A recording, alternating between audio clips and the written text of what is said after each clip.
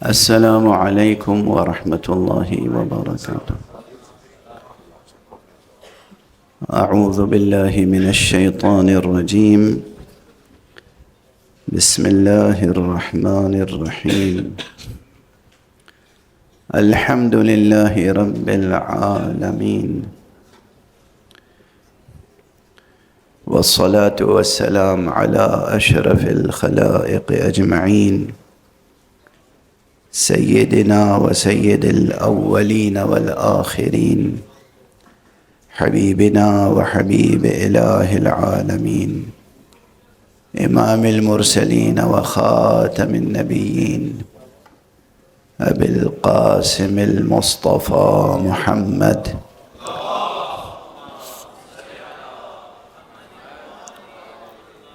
وعلى أهل بيته الطيبين الطاهرين الهداة المهديين المعصومين المظلومين، واللعنة الدائمة على أعداء الحق والدين. أما بعد، عظم الله أجورنا وأجوركم، تقبل الله منا ومنكم. پروردگار آپ تمام حضرات کی زندگیوں میں خیر دنیا و خیر آخرت ودیعت فرمائے.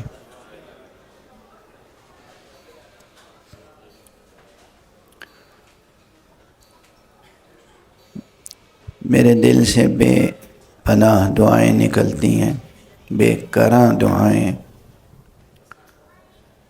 برادر عزیز جناب مستحسن صاحب اور ان کے ساتھیوں کے لیے، میسم صاحب اور معروف رضا علی اور جملہ دوستانوں، یارانوں، ہمکاران مؤسسہ کی کامیابیوں کے لیے. گزشتہ 2-3 روز سے میری طبیعت و صحت بالکل اس قابل نہیں تھی کہ میں یہاں حاضر بھی ہو سکتا. یہ بھی ان کا اصرار اور ان کا اہتمام اور ان کا انتظام مجھے یہاں لے آیا.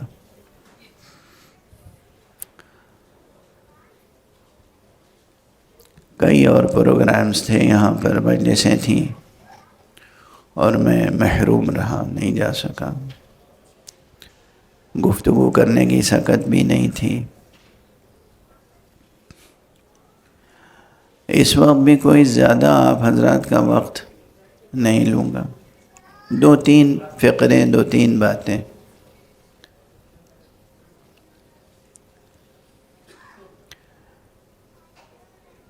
ایک نکات فکری اور ایک نکات عملی، تاکہ تھیوریٹیکل اور پریکٹیکل دونوں اسپیکٹس کی باتیں ہو جائیں. قرآن مجید کی ایک آیت ہے جس میں کہا گیا ہے کہ قل انما اعظکم بواحدۃ ان تقوموا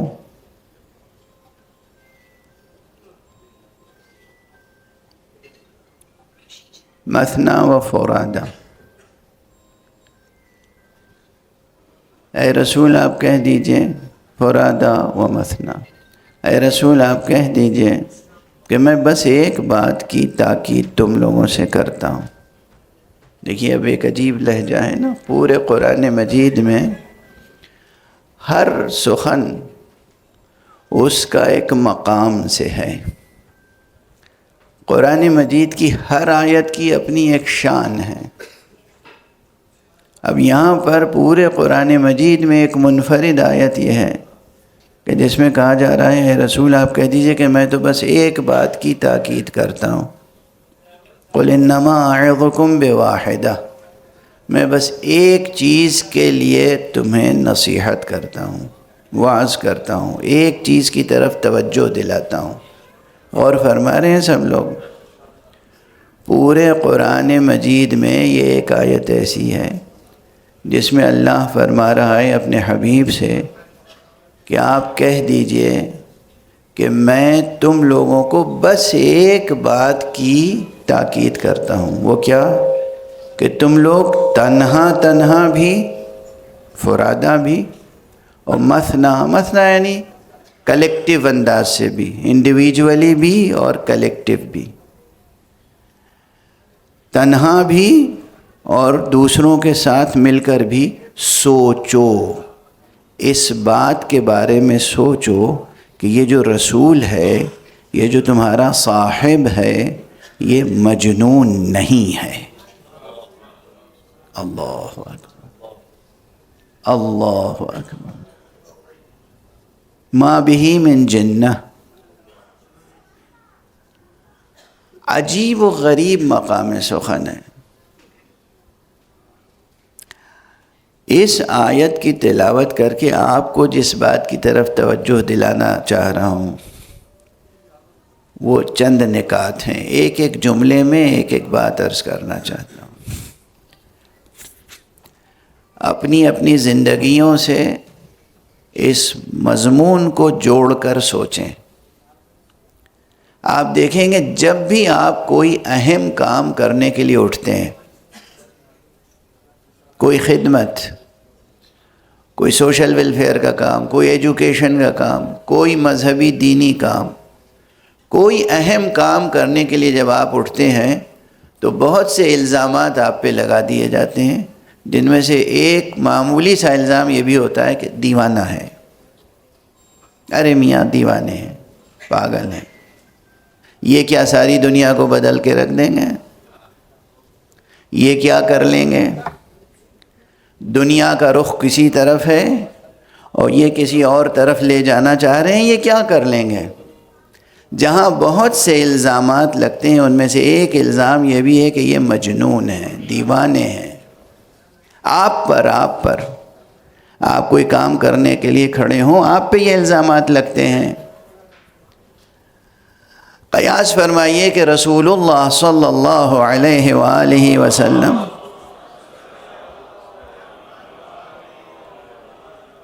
پر بھی یہی الزامات اسی انداز سے لگے تھے، اور جب آپ نے دعوت توحید اور دعوت اسلام اور دعوت الی اللہ کا سلسلہ شروع کیا تو جہاں بہت سے الزام لگے اس میں سے ایک الزام یہ تھا کہ مجنون ہے، نعوذ باللہ.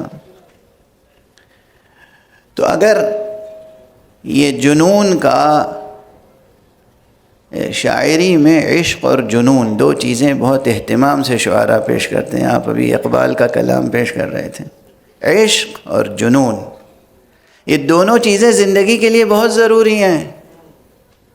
عشق اور جنون، اللہ سے عشق، اللہ والوں سے عشق. اور جنون کے دو مراتب ہیں. ایک جنون وہ ہوتا ہے جو نفسیاتی مرض ہے، اور ایک جنون وہ ہوتا ہے جو کمال معرفت کے بعد حاصل ہوتا ہے،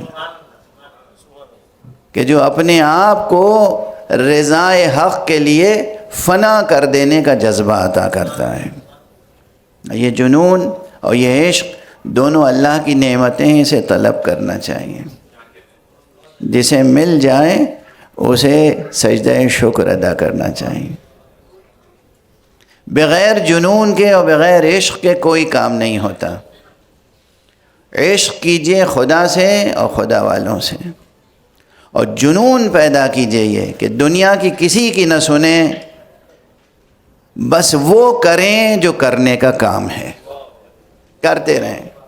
بغیر جنون کے کوئی کامیابی حاصل نہیں ہوتی. اب میں مثالیں دے رہا ہوں. آقا امام حسین، ابو الائمہ، ابو الشہداء.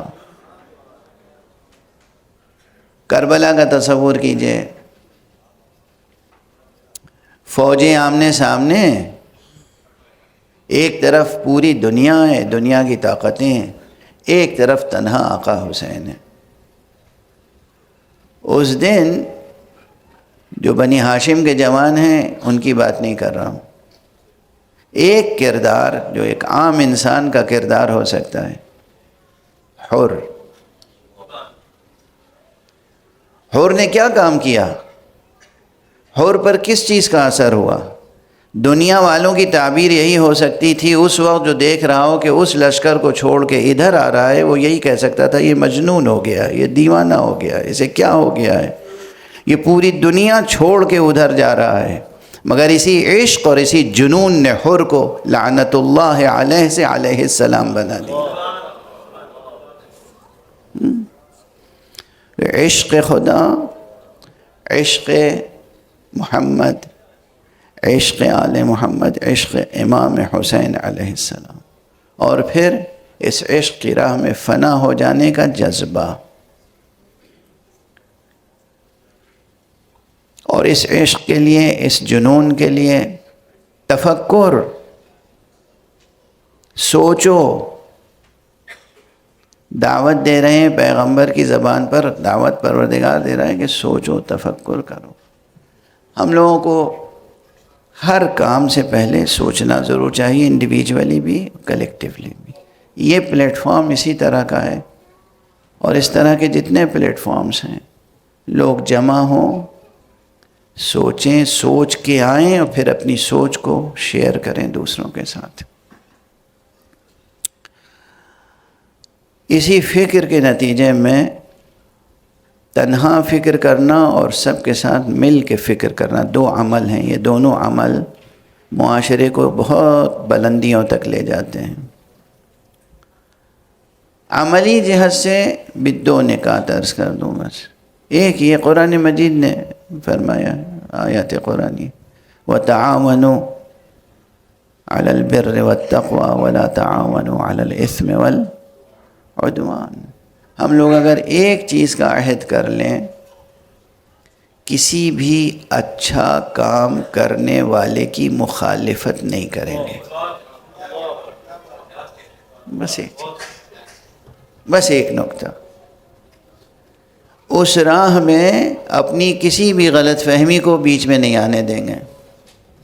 اپنی انانیت، اپنی غلط فہمی، اپنی بہت سی چیزیں، جو چیزیں دنیا میں کوئی بھی اچھا کام کر رہا ہے، اگر وہ اچھا کام کر رہا ہے تو ہم اس کی مخالفت نہیں کریں گے. اتنا طے کر لیں اپنے نفس کے ساتھ، اپنے خدا کے ساتھ.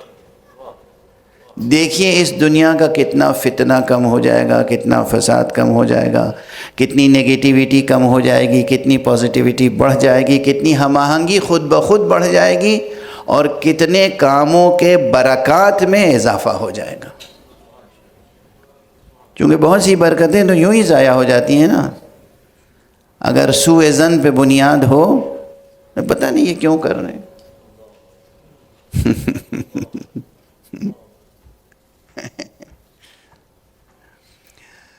سماجی کاموں میں، مذہبی کاموں میں، دینی کاموں میں، زندگی کے کاموں میں، خدا کے کاموں میں یہ یاد رکھیے کہ ایک چیز رہے کہ ہمیں کوئی بھی اچھا کام ہو رہا ہے، کہیں اچھا کام ہو رہا ہے تو ہمیں اس کی مخالفت نہیں کرنی. اگر تعاون نہ کر سکے تو سب سے بڑا تعاون یہ ہے کہ مخالفت نہ کرے. یہ ایک کام. اور دوسرا عملی پہلو وہ یہ ہے کہ جہاں تک کسی کا تعاون کر سکیں کریں. اور یہ ایک چیز یاد رکھیں، آخری بات کہہ رہا ہوں اس وقت، گفتگو کو سمیٹ دوں. جس کو بھی جتنی بھی توفیق نصیب ہوتی ہے کسی بھی کار خیر کی، چاہے وہ سوچ کی سطح پر ہو، چاہے نیت کی سطح پر ہو، چاہے قول کی سطح پہ ہو، چاہے عمل کی سطح پہ ہو، اس کے پیچھے قطرات گرم حسین ابن علی کی تاثیر ہوتی ہے.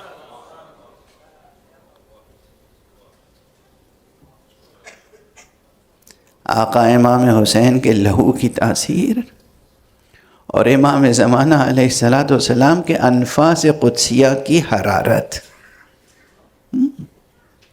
جہاں جو بھی یہ موج در موج، اچھی فکریں، اچھی سوچ، اچھے کام کا تصور، اچھے کام کی تحریک جو کچھ بھی ہے اس کائنات میں، چاہے مسلمانوں کے پاس ہو یا غیر مسلموں کے پاس، وہ سب انفاس مبارکہ امام زمان عجل اللہ تعالی فرجہ الشریف کی حرارت۔ اگر ان کی قربانیاں اور ان کے انفاس نہ ہوں تو اس کائنات میں، اس دنیا دنیا میں خیر کی کوئی سبیل نہیں ہے۔ اور اس اعتبار سے بھی ہم انہیں واسطہ فیض سمجھتے ہیں، اور یہ واسطہ فیض ہیں۔ ان سے وابستگی، آقا حسین علیہ السلام سے وابستگی۔ میری تقریر کا عنوان غالباً رکھا تھا کہ حسین سمبل آف یونٹی ہیں۔ امام سمبل آف یونٹی نہیں ہے، امام تو فاؤنڈیشن آف یونٹی ہیں۔